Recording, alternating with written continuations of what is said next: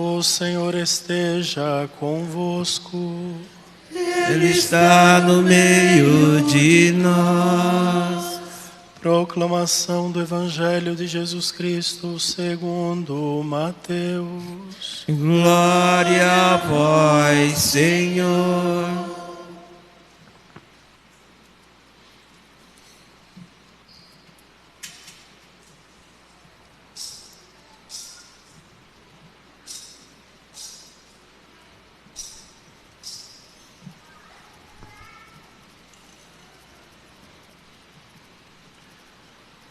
Naquele tempo, vendo Jesus as multidões, subiu ao monte e sentou-se. Os discípulos aproximaram-se e Jesus começou a ensiná-los. Bem-aventurados os pobres em espírito, porque deles é o reino dos céus. Bem-aventurados os aflitos, porque serão consolados. Bem-aventurados os mansos, porque possuirão a terra. Bem-aventurados os que têm fome e sede de justiça, porque serão saciados. Bem-aventurados os misericordiosos, porque alcançarão misericórdia. Bem-aventurados os puros de coração, porque verão a Deus. Bem-aventurados os que promovem a paz, porque serão chamados filhos de Deus. Bem-aventurados os que são perseguidos por causa da justiça, porque deles é o reino dos céus. Bem-aventurados sois vós, quando vos injuriarem e perseguirem, e mentindo disserem todo tipo de mal contra vós, por causa de mim. Alegrai-vos e exultai, porque será grande a vossa recompensa nos céus. Palavra da salvação. Glória a vós, Senhor.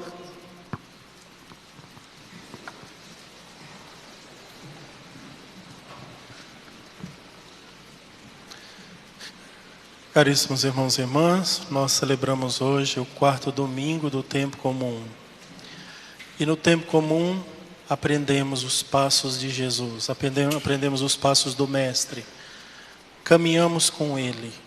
Enxergamos o seu olhar misericordioso para conosco, a sua palavra forte e exigente, o seu coração bondoso. Todas essas características nós precisamos aprender com Cristo no dia a dia, nas orações, no desejo profundo de ser como Ele, de estar no caminho dEle.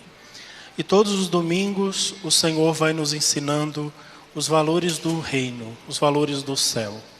Cada domingo ele responde uma pergunta para o seu discípulo. Cada liturgia, cada missa é feita assim, desta maneira. E hoje nós estamos em um ponto extremamente importante da liturgia. É o Sermão da Montanha, ou também chamado o Sermão das Bem-aventuranças, que Jesus fez. E no Evangelho de São Mateus ele está muito bem organizado.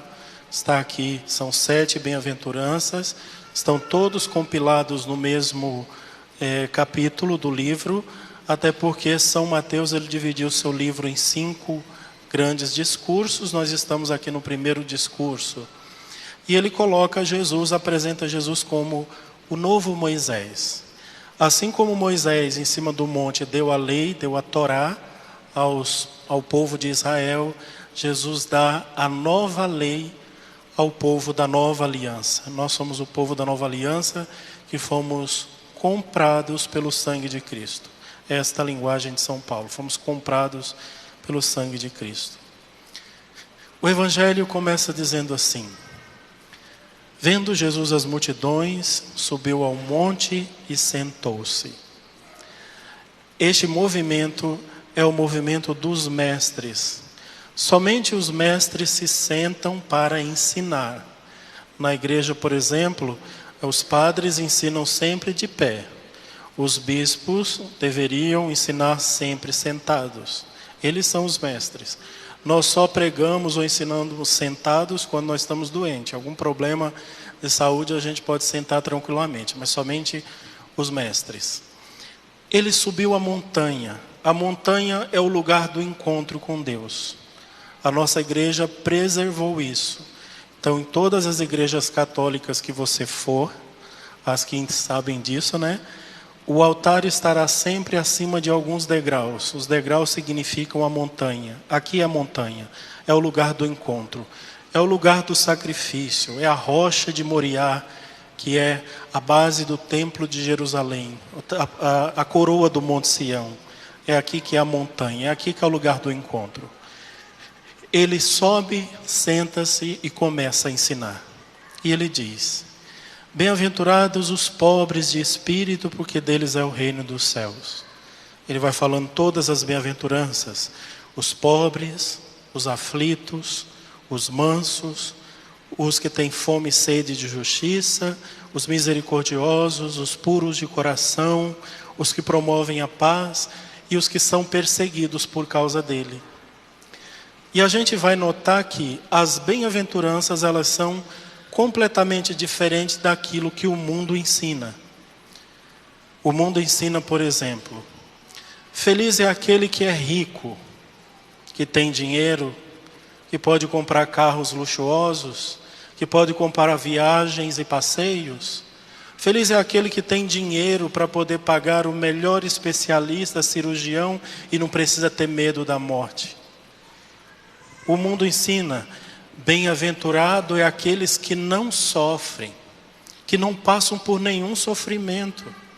E as igrejas, algumas igrejas entenderam tão errado as bem-aventuranças que elas colocam nos seus anúncios: pare de sofrer hoje mesmo, vem aqui que eu vou fazer você parar de sofrer. Bem-aventurados os mansos. E o mundo diz: bem-aventurados são os valentes, aqueles que não levam desaforo para casa. Quantas vezes pais ensinavam os filhos na antiguidade, né? Ensinava dizendo assim: olha, se você apanhar na rua, chegar aqui, você apanha de novo. Bem-aventurados os valentes, aqueles que batem, aqueles que são fortes, aqueles que não se deixam subjugar. Bem-aventurados os espertos. Esperto como o jeitinho brasileiro. Dá um jeito de passar a perna, dá um jeito de enganar, cobra um pouquinho mais caro, se dá bem. Bem-aventurados são aqueles que são injustos. Não precisa você ser tão bobo desse jeito. Dá um jeito, faz um jeitinho aí.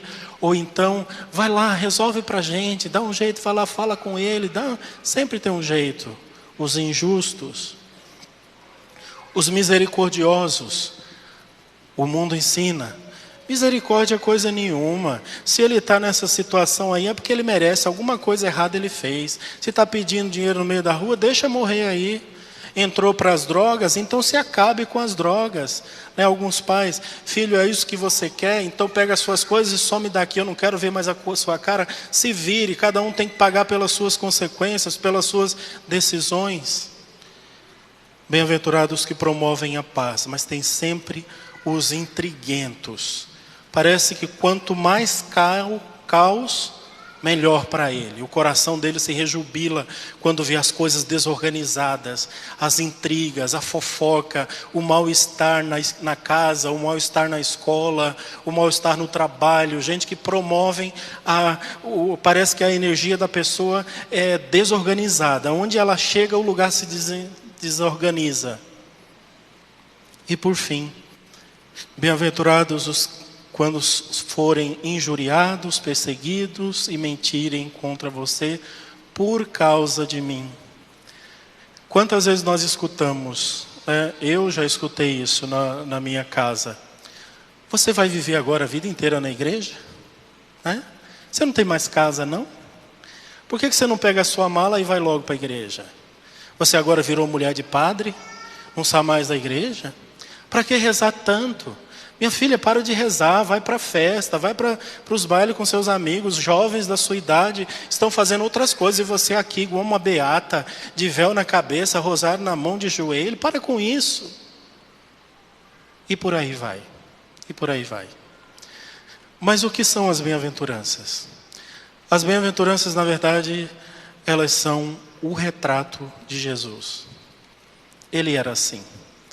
Ele era pobre, ele era aflito, ele era manso, ele tinha fome e sede de justiça, ele era misericordioso, ele era puro de coração, ele promoveu a paz e, acima de tudo, ele foi perseguido até as últimas consequências, as consequências da cruz, por causa do reino dos céus, por causa do Pai. E uma imagem bastante bonita que traduz todas as bem-aventuranças, o Frei Inácio Laranhaga descreveu muito bem num livro que ele escreveu chamado O Pobre de Nazaré. Lá pelo capítulo 48, se eu não me engano, ele escreveu o dia em que Jesus se despediu de Maria para ir embora. E ele é sempre bastante poético, bonito, e ele descreve mais ou menos assim. Quando Jesus já estava prestes a completar 30 anos de idade, ele chegou um dia do trabalho. Era um dia como tantos outros. Final da tarde, o sol se pondo, o céu todo pintado de vermelho, amarelo, laranja e branco. Ele chegou de casa como todos os dias, e uma tensão entre ele e o coração de Maria já estava criada. Porque ele sabia que chegava a hora e ela também sabia. Ele chegou como todos os dias, se lavou na piscina das abluções, foi até o lugar onde estava sua mãe, os dois pegaram a tesfilá e começaram as orações judaicas. Terminadas as orações, foram para a cozinha e ele se sentou em uma mesa que ele mesmo fez, porque ele era carpinteiro. Aprendeu o ofício de seu pai. Ele se sentou à mesa e ela estava no fogão virado para a parede. Um silêncio tomava conta do ambiente, parecia que um escutava o coração do outro. Coração agitado, cheio de dores e de esperanças. Ele então disse: Mãe.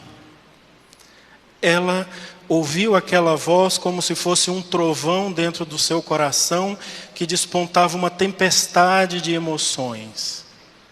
E mais uma vez ele disse: Mãe, senta aqui, precisamos conversar.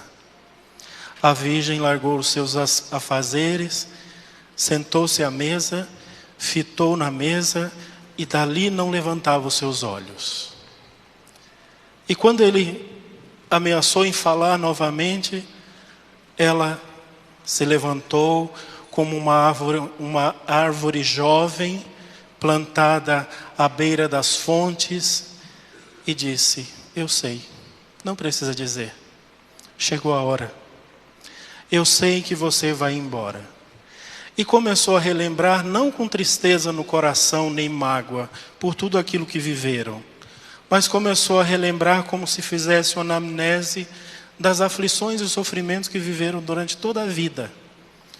Os vizinhos e parentes, muitas vezes, disseram a ela, Maria contando, disseram a mim: Maria, você é muito condescendente com esse seu filho.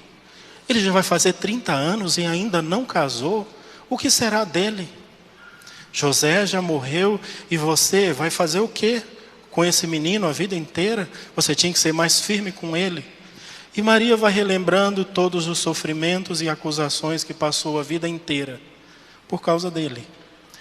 Em um determinado momento, uma lágrima forte desce do olho dela e ela diz: Mas pode ir, meu filho. Você tem a minha bênção. Você pode ir seguir o seu caminho. E ali a conversa terminou. Tentaram comer, mas a comida quase não descia. Os dois saíram quase em silêncio e foram para os seus aposentos.